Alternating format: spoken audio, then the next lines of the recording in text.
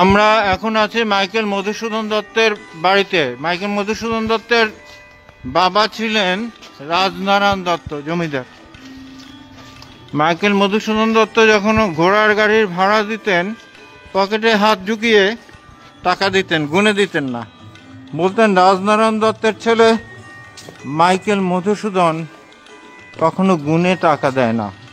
সেই মাইকেল মধুসূদন যখন ইংল্যান্ডে যান ব্যারিস্টারি পড়তে, ক্রিশ্চিয়ান হওয়ার পরে, তখন তাকে অর্থ ভিক্ষা করতে হয়েছে। বিদ্যাসাগর, ঈশ্বরচন্দ্র বিদ্যাসাগর তাকে সাহায্য করেছে। 1824 সনের 25শে জানুয়ারি মাইকেল মধুসূদন দত্তের জন্ম এই সাগরদাড়িতে, এই বাড়িতে। এখানেই ওনার আতুর ঘর। এটা দেখা যাচ্ছে একটা পারিবারিক পূজা মন্দির। এখানে ওনার ব্যবহার্য কিছু জিনিস দেখা যাচ্ছে। ওনার বাবার আমলের সিন্দুক, কাঠের সিন্দুক, কি সুন্দর কারুকাজ খচিত।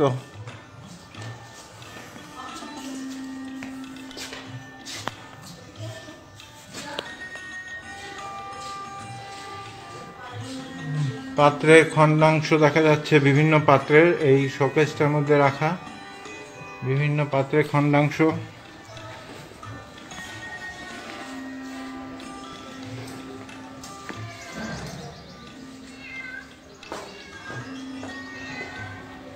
বাংলা সাহিত্যের দিকপাল মাইকেল মধুসূদন দত্ত প্রথমে চেষ্টা করেছিলেন ইংরেজিতে কবি হওয়ার জন্য, কিন্তু তার যতই ভালো কবি লিখুন না কেন,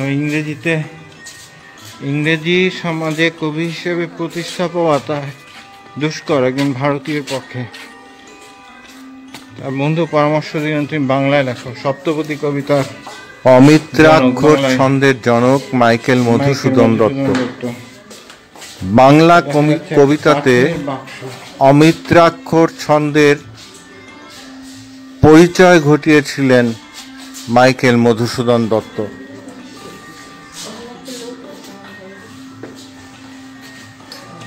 টিফিন ক্যারিয়ার, দেশজ ঐতিহ্যবাহী দা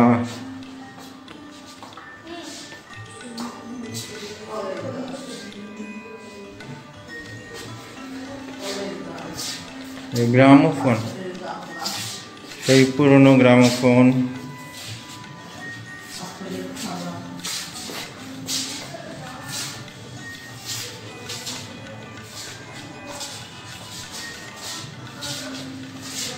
টুপি রাখার বাক্স, সেই 1800 সন, তার মানে 19বিংশ শতাব্দীতে ভারতে ফার্সি পোশাকের প্রাধান্য। যারা উঁচু রাজদরবারে ছিলেন জমিদার, তাদের টুপি রাখা হতো এই বাক্সে। পাথরের গামলা, অনেক বড় গামলা।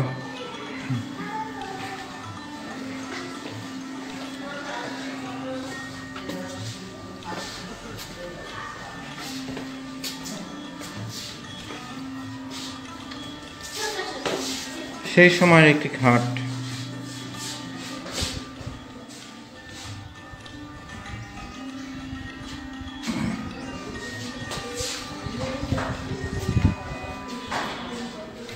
সেই সময় টেবিল, একটি কাঠের টেবিল, কবির পারিবারিক ব্যবহারে একটা কাঠের টেবিল। লোহার সিন্দুক, কাঠের আলনা, নিচে ড্রয়ার, জুতো রাখার জন্য।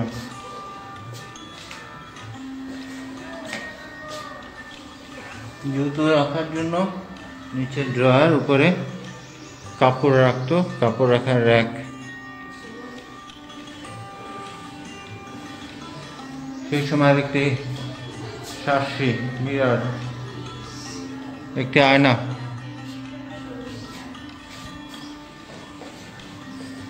হ্যাঁ, মাইকেল মধুসূদন দত্তের অনেক কাব্যগ্রন্থ আছে, তার মধ্যে একটি হচ্ছে শর্মিষ্ঠা।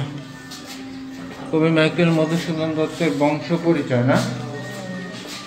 রামকিশোর দত্ত, ওনার বাবার নাম কই? মাইকেল মধুসূদন দত্ত, নিচের দিকে দেখবা ওই। হ্যাঁ, ওনার স্ত্রীর নাম ছিল হেনরিয়েটা।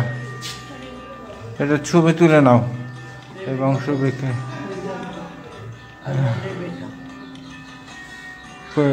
রামকিশোর দত্ত, রামনিধি দত্ত। রামনিধি দত্তের 4 ছেলে: রাজমোহন দত্ত, মনমোহন দত্ত, দেবীপ্রসাদ দত্ত, রাজনারায়ণ দত্ত।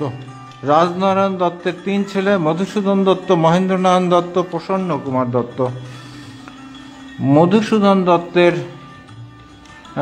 প্রথম স্ত্রী ছিলেন রেবেকা, দ্বিতীয় স্ত্রী হেনরিয়েটা। উনি খ্রিস্টিয়ান হয়েছিলেন ইংরেজি সমাজে প্রভাব পাওয়ার জন্য।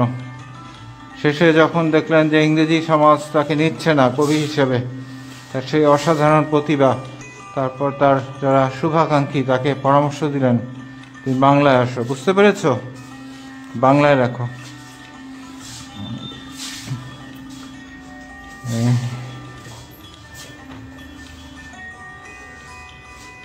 লিয়েন্ডার পেজ, বিখ্যাত টেনিস তারকা মাইকেল মধুসূদন দত্তের বংশধর। লিয়েন্ডার পেজ নাম শুনেছি।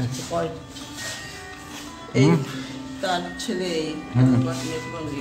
তার আবার ছেলে 2, 3, 4, 5।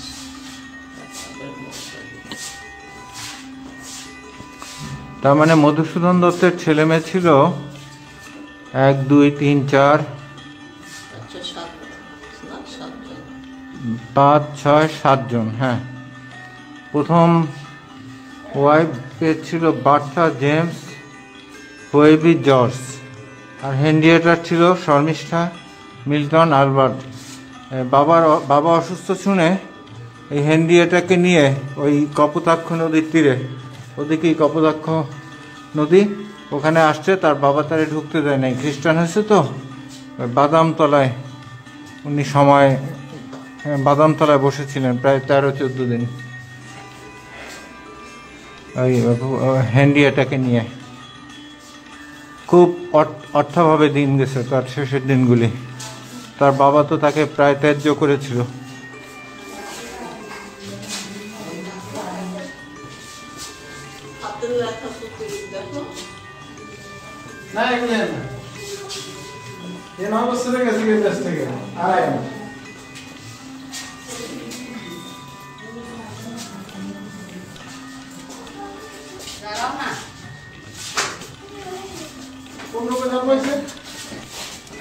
সেটা আমি বলতে পারবো না, এখানেই তো ছিল ওনার আতুর ঘর।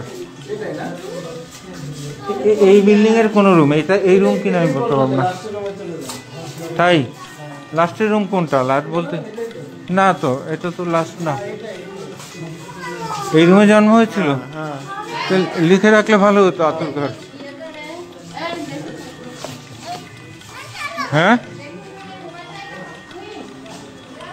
এই যে আরেকটা ইন্টারেস্টিং জিনিস, এতক্ষণ যে রুমটার মধ্যে ছিলাম, এই রুমেই মাইকেল মধুসূদন দত্তের জন্ম হয়েছিল। তার মানে আতুর ঘর। এই রুমটা কবির আতুর ঘর, বুঝতে পেরেছ? এই যে এই রুমটা কবির আতুর ঘর, এখানে ওনার জন্ম হয়েছিল। আর ওখানে পরিবারের সদস্যরা থাকতেন। হ্যাঁ, এই আতুর ঘর দেখো, একজন জমিদার কবির আতুর ঘর। অত ছোট, খুব যে জাঁকজমক ছিল তা না, তখনকার জীবনধারা এরকম ছিল।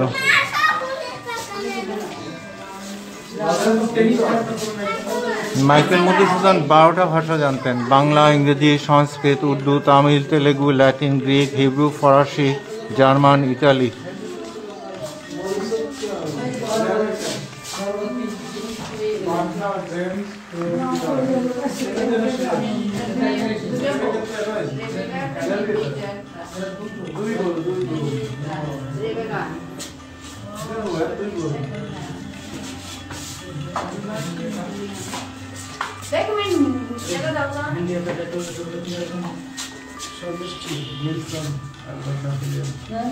ও 25শে জানুয়ারি ওনার জন্মদিন, 1824 সনে ওনার জন্ম।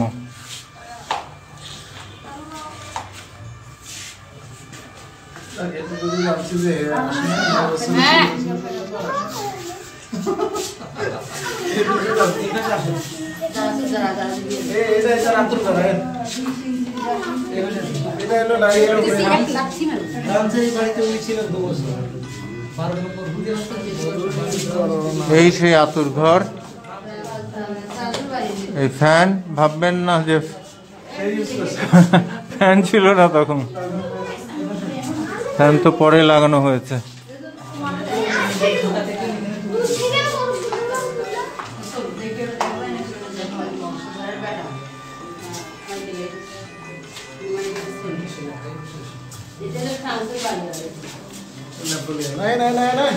এটা কি দিও, তুমি মনোযোগ দিয়ে কি পড়ছো?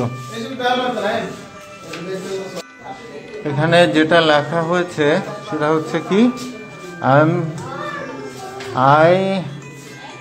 I am and have been too unwell to write, so I have got my poor wife, who is worse than myself, to write from dictation. I wish to God you are near enough to see us. I would break your heart. I hope God will spare Digambar Mitra for the cruel remorse of having ruined those who believed and trusted him.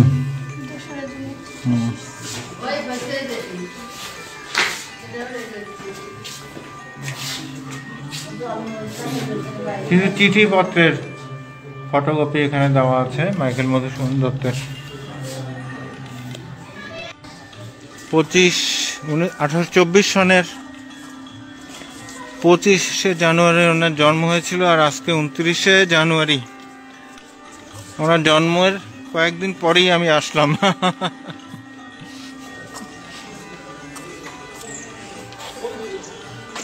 25 তারিখ ওনার জন্ম হয়েছিল Michael Madhusudan দত্তের। মধুসূদন দত্ত পরে Christian হয়ে ওনার নামের সাথে Michael যোগ হয়েছিল। 25 তারিখ ওনার জন্মদিন ছিল। হ্যাঁ, 25 তারিখ আসতে চেয়েছিল।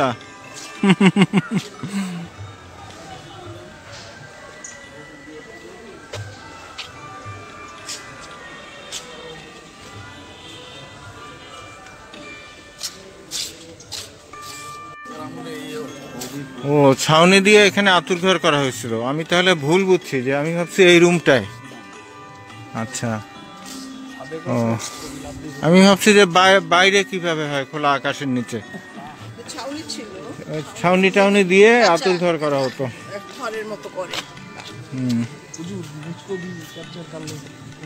ওই সময়ের ব্যবস্থা, সমাজ জীবন। একজন প্রসূতির আতুর ঘর, বাইরে ছাউনি দিয়ে। 25শে জানুয়ারি শীতকাল, ওনার জন্মদিন।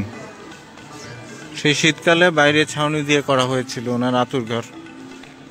মানে এই জন্মের বিষয়টাকে, এই ব্যবস্থাপনাটাকে একটু অন্য চোখে দেখা হইতো, অপবিত্রতা আর কি।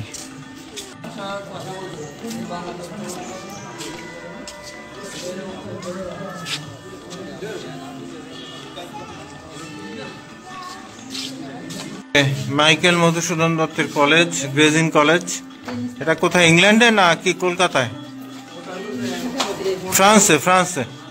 রোদে শান্তিয়ে বাড়ি ফ্রান্সে। ফ্রান্সের গ্রেজিন কলেজ। গ্রেজিনে কলেজে ওনার ভর্তির আবেদনপত্র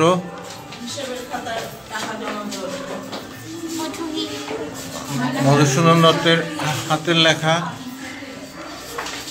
গ্রেজিন কলেজের অ্যাপ্লিকেশন ফর্ম, যেটা উনি অ্যাপ্লাই করেছিলেন, পেঁচানো হাতের লেখা।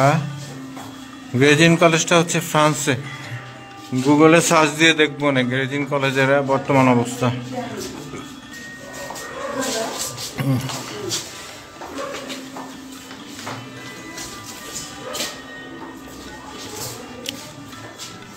টাকা জমা দেবার প্রমাণ, গেজিং কলেজে উনি যে টাকা জমা দিয়েছিলেন সেটার প্রমাণ।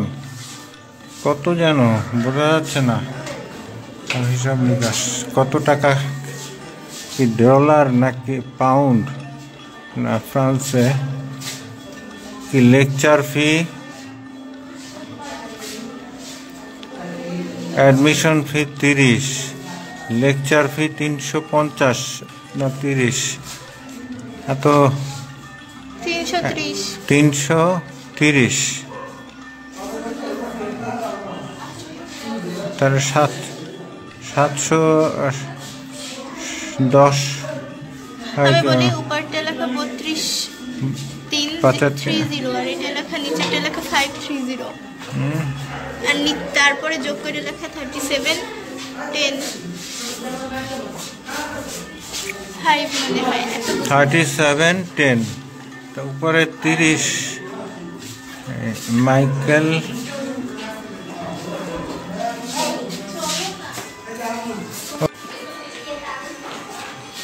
ট্রাঙ্ক, কবির পারিবারিক ব্যবহৃত ট্রাঙ্ক,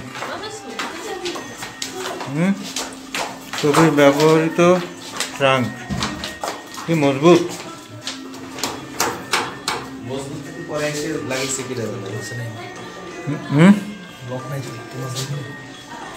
না শীত 1847 সাল না, 150 বছর প্রায় পার হয়ে গেছে। 1824 ওনার জন্ম মাইকেল মধুসূদন দত্তের। তাহলে 50 ধরে হিসাব করলে তো হবে।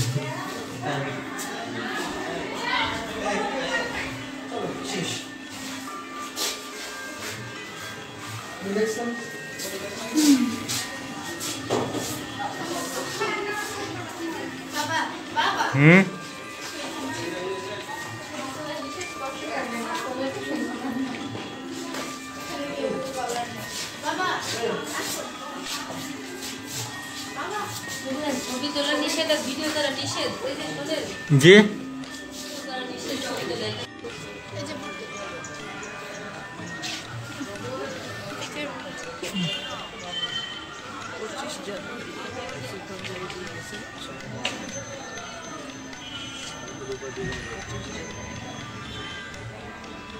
কয় তারিখ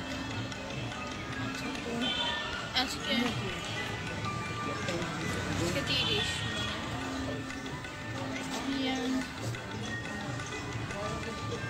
চলো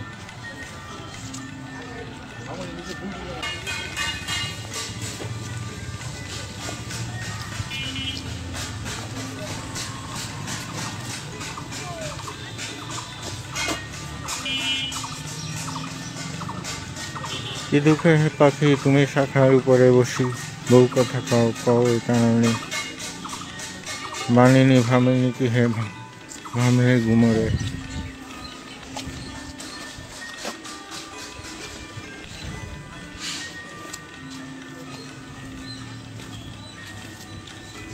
হে বঙ্গ ভাণ্ডারে তব বিবিধ রতন, তা সবে অবোধ আমি অবহেলা করি, পরধন লোভে মত্ত করিনি ভ্রমণ, পরদেশে ভিক্ষাবৃত্তি কুক্ষণে আচারি, কাটাইনু বহুদিন সুখ পরিহারী।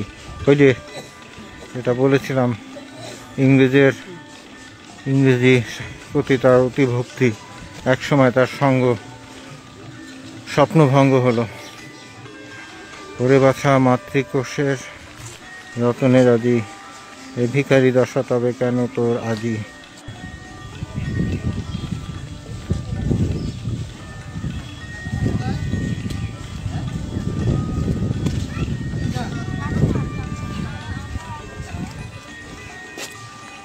কে শ্রী জেলায় সুবিশ্বে জিজ্ঞাসিব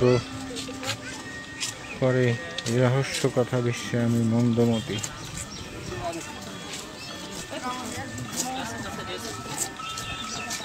এই সেই কপোতাক্ষ নদ, এই সেই কপোতাক্ষ নদী।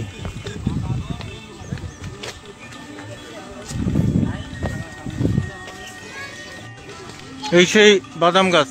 এখানে কবি এই যে নদী থেকে, তখন এইসব ছিল না ঘাটলা, এইসব ঘাটলা টাটলা অনেক পরের। তখন কপোতাক্ষ নদী অনেক চ্যাপ্টা ছিল। উনি এসে এই বাদাম গাছের নিচে 13-14 দিন বসেছিলেন এই বাদাম গাছটার নিচে। ওনার বাবা তাকে বাড়িতে ঢুকতে দেয় নাই, বুঝছো, হেন্ডিয়াটাকে নিয়ে। এই যে বাদাম গাছ, এই বাদাম গাছের নিচে বসেছিলেন। আর আমিও এই বাদাম গাছের নিচে আজকে, আমিও বাদাম গাছের নিচে একটু বসবো। হ্যালো, এই মাইকেল মধুসূদন দত্ত তার ওয়াইফকে নিয়ে এই বাদাম গাছের নিচে বসছিলেন, আমিও বসবো। একটু নাও, এই সাইকেল যাচ্ছে আমার এখানে, বসলাম। এই হ্যাঁ, এখানে মাইকেল মধুসূদন দত্ত তার স্ত্রী হেনরিয়েটাকে নিয়ে 1860-এর দিকে বসছিলেন। তখন উনি খ্রিস্টান হয়েছেন, ইংরেজিতে নাম করবেন, এই একটা ভিতরে ভাবসাব। তো বাবা তারে আর বাড়িতে উঠতে দেয় নাই, বিদেশি বউ, খ্রিস্টান হয়েছ। তখন এই বাদাম গাছটার নিচে উনি বসেছিলেন। ওই যে বাদাম পাতা দেখাও, লাল লাল। তার মানে এই বাদাম গাছটার বয়স কত জানো? হ্যাঁ, আমার থেকে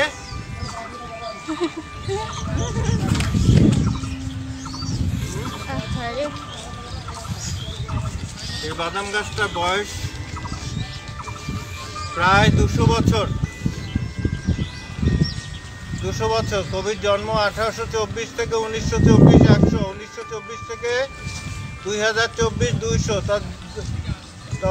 হ্যাঁ, 200 বছর হবে। কারণ কবি যখন এই বাদাম গাছে বসছে নিচে, তখন এই গাছটা নিশ্চয়ই ছিল মোটামুটি বসার মতো একটা জায়গা। 200 বছরের বাদাম গাছ।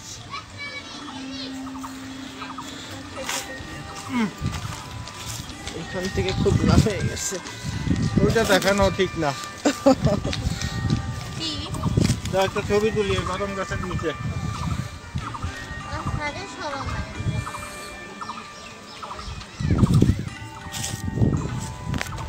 আমাকে এই বাদাম গাছের নিচে বসেছিলেন কবি। হ্যাঁ, 200 বছর হবে বাদাম গাছটার বয়স। কবির জন্ম 1824। বিয়ে শাদী করে হেনরিয়েটাকে নিয়ে ওই যে দূরে কপোতাক্ষ নদী, ওখান থেকে এসে এখানে বসছিলেন। তো তখনও নিশ্চয়ই বসার মতো বয়স। তার মানে কবির বয়সের থেকেও বেশি হতে পারে, সম্ভাব্যতা বলে। 1824, একটা বাদাম গাছ, সেই বাদাম গাছের ছায়াতলে বসা। হ্যাঁ, কপোতাক্ষ নদ। সতত হে নদ তুমি পরমোর মনে, সতত তোমারই কথা ভাবিয়ে বিরলে।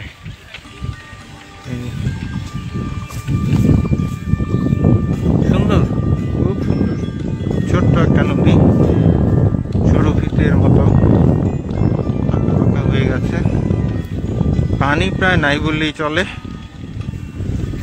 এটাই নদী। চ্যাপ্টায় কত হবে? 100 ফুট,